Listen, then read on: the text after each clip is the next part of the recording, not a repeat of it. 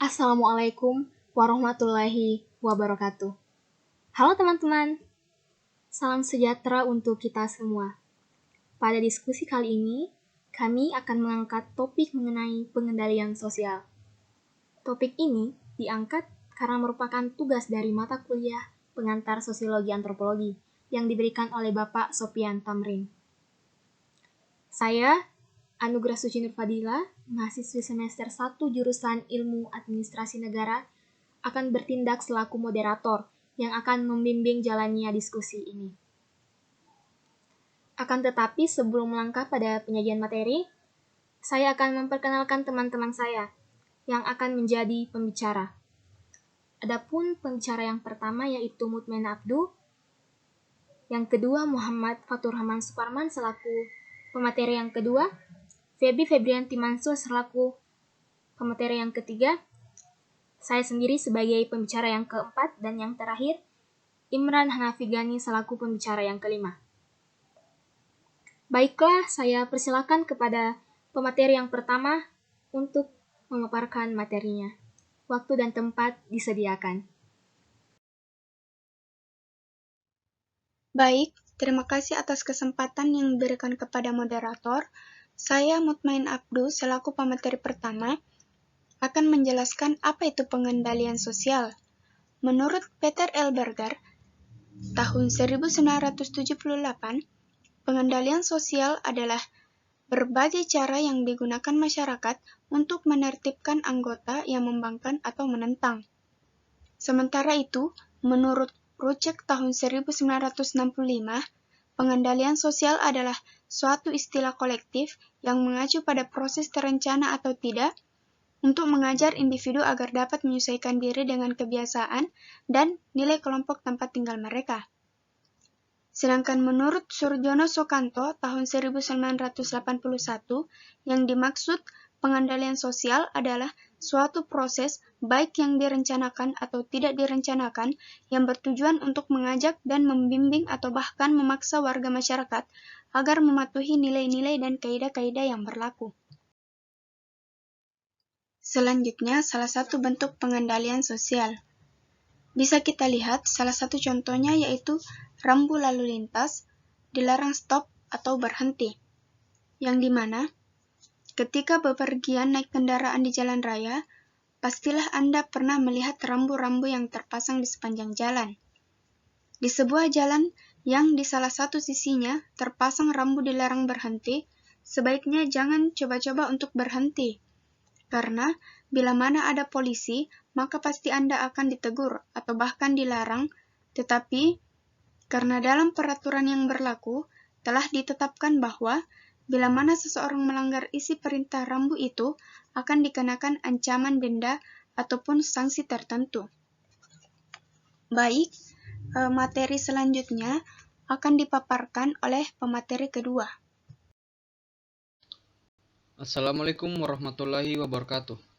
Saya atas nama Muhammad Fatur Rahman Suparman sebagai pemateri kedua ingin melanjutkan materi. Bagaimana proses sosialisasi normatif? Proses sosialisasi secara normatif tidak hanya manfaat bagi masyarakat dalam arti memungkinkan terwujudnya terbit sosial, akan tetapi juga mendatangkan manfaat bagi warga secara individual. Beberapa faktor yang menyebabkan warga masyarakat berperilaku menyimpang dari norma yang berlaku. Yang pertama, kaidah-kaidah yang ada tidak memuaskan bagi pihak tertentu atau karena tidak memenuhi kebutuhan dasar.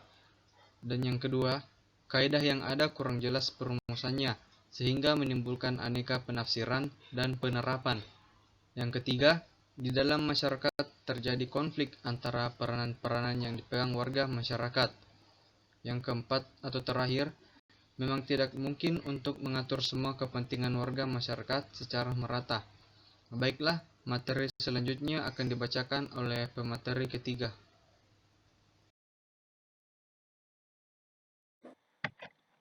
Baiklah, saya Feby Febrianti Mansur selaku pemateri yang ketiga.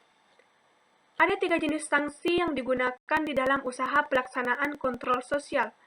Yang pertama, sanksi yang bersifat fisik. Sanksi yang bersifat fisik adalah sanksi yang mengakibatkan penderitaan fisik pada mereka yang dibebani sanksi tersebut. Misalnya dipenjara, diikat atau dijemur di panas matahari, tidak diberi makan, dan lain sebagainya. Yang kedua, sanksi yang bersifat psikologi. Sanksi yang bersifat psikologi adalah beban penderitaan yang dikenakan pada si pelanggar norma yang bersifat kejiwaan dan mengenai perasaan. Misalnya, hukuman dipermalukan di muka umum, diumumkannya segala kejahatan yang telah diperbuat, dicopot tanda kepangkatan di dalam suatu upacara, dan lain sebagainya. Yang ketiga, sanksi yang bersifat ekonomi. Sanksi yang bersifat ekonomi adalah beban penderitaan yang dikenakan kepada si pelanggar yang berupa pengurangan kekayaan atau potensi ekonominya. Misalnya, pengenaan denda, penyitaan harta kekayaan, dipaksa membayar ganti rugi, dan lain sebagainya. Sekian, saya lanjut ke pemateri yang keempat.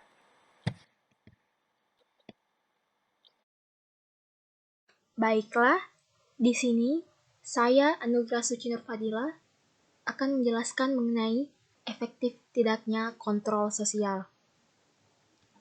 Apakah kontrol sosial itu selalu efektif untuk memaksa masyarakat menaati norma-norma sosial? Nah, faktanya tidak. Akan selalu ada yang namanya penyimpangan atau pelanggaran. Kontrol sosial ini tidak bisa menjamin terselenggaranya ketertiban masyarakat secara mutlak. Namun, ada beberapa faktor yang menentukan seberapa efektifkah usaha kontrol sosial itu dilaksanakan dalam masyarakat. Faktor yang pertama yaitu menarik tidaknya kelompok masyarakat itu bagi warga-warga yang bersangkutan.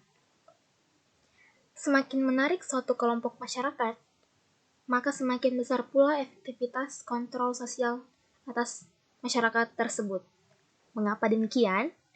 Karena pada kelompok yang disukai oleh warganya, kuat kecenderungan warga tersebut untuk berusaha sebaik-baiknya tidak melanggar norma dalam kelompok. Sebaliknya, apabila kelompok itu kurang menarik bagi warganya, bagaimanapun kerasnya kontrol sosial yang ditetapkan, pelanggaran itu tidak bisa kita hentikan. Sebagai contoh, anak-anak yang tidak bahagia di dalam keluarganya, di mana orang tua mereka tidak menumpahkan kasih sayangnya secara optimal. Alhasil, karena merasa tertolak dalam keluarganya, maka motif anak tersebut untuk selalu berusaha selaras dengan norma keluarga akan lenyap, dan semakin hari akan berdampak kurangnya kepedulian kepada norma-norma sosial di masyarakat. Selanjutnya, otonom tidaknya kelompok masyarakat itu. Nah, semakin otonom suatu kelompok, maka semakin efektif kontrol sosialnya. Apabila suatu kelompok masyarakat menyadari bahwa mereka bagian dari kelompok yang lebih besar, maka semakin sedikit pelanggaran-pelanggaran yang terjadi. Hal ini sangat cocok untuk diterapkan dalam masyarakat-masyarakat kecil dan terpencil. Namun, tidak dalam masyarakat kota besar. Mengingat banyaknya kelompok sosial yang besar di sana, bagaimanapun kerasnya kontrol sosial itu, tetap saja kurang efektif untuk diterapkan. Selanjutnya yaitu beragam tidaknya norma-norma yang berlaku di dalam kelompok itu. Banyaknya norma-norma di dalam masyarakat akan menimbulkan pertentangan di antara norma-norma tersebut. Masyarakat akan merasa ambigu untuk menentukan norma manakah yang harus diikuti oleh masyarakat tersebut. Di satu sisi, apabila masyarakat menaati norma yang satu, akan berarti pelanggaran terhadap norma yang lainnya. Akibatnya, norma-norma akan saling berbenturan.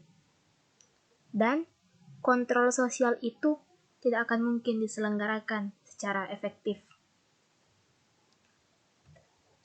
Selanjutnya, besar kecilnya dan bersifat anonim tidaknya kelompok masyarakat yang bersangkutan. Suatu kelompok masyarakat yang besar Di dalamnya terdapat banyak sekali warga masyarakat, sehingga semakin sulit untuk saling mengenali sesama anggota kelompok. Dengan bersembunyi di balik keadaan anomi, anomi sendiri ini merupakan keadaan tak saling mengenal, maka individu-individu akan semakin bebas untuk berbuat semaunya. Sebagai contoh, di dalam masyarakat kota yang sangat heterogen atau beragam, sulit sekali ditemukan kontrol sosial yang berjalan secara efektif. Meskipun ada lembaga-lembaga seperti kepolisian, pengadilan, tapi kontrol sosial masyarakat modern belum dapat menandingi efektivitas pada masyarakat primitif. Masyarakat modern ini dalam konteks masyarakat kota. Yang terakhir, faktor yang mempengaruhi efektif tidaknya kontrol sosial adalah toleran tidaknya sikap petugas kontrol sosial terhadap pelanggaran yang terjadi. Seringkali kontrol sosial tidak berjalan secara penuh, bukan hanya karena kondisi yang kurang memungkinkan, melainkan karena sikap terlalu toleran yang diambil oleh agen-agen kontrol sosial terhadap pelanggaran yang terjadi. Misalnya, apabila pelanggaran itu bersifat kecil dan tidak seberapa, maka petugas kontrol sosial akan bersifat toleran saja. Padahal, pelanggaran kecil akan menciptakan pelanggaran yang lebih besar jika tidak dipangkas sejak dini. Maksud dari terlalu toleran adalah tidak menghukum orang yang melanggar secara langsung. Mereka memberi kesempatan kepada orang yang melanggar tersebut untuk melakukan kesalahan-kesalahannya kemudian. Contoh yang lain, adanya ketidaksetaraan pada penegakan norma sosial dalam masyarakat. Status dan reputasi seseorang yang melanggar norma seringkali menjadi permasalahan. Bagi yang memiliki status superior akan mendapatkan perlakuan khusus. Sebaliknya, kalangan bawah akan mendapatkan perlakuan yang semena-mena dari petugas kontrol sosial ini. Untuk itu, diperlukan adanya ketegasan dari petugas kontrol sosial dalam menghadapi pelanggaran yang terjadi, agar efektivitas kontrol sosial semakin terpenuhi. Baik, jadi itulah penjelasan saya. Selanjutnya saya serahkan kepada pemateri yang kelima.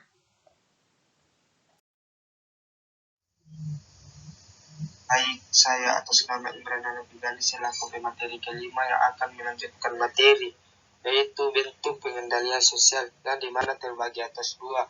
Bentuk persuasif, cara yang terjadi apabila pengendalian sosial diletakkan pada usaha untuk mengajak atau membimbing.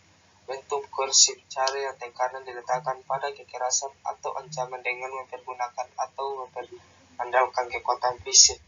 Bentuk pengendalian menurut Sukamto tahun 1981, cara yang lebih baik senantiasa tergantung pada situasi yang dihadapi dan tujuan yang hendak dicapai maupun jangka waktu yang dihendaki.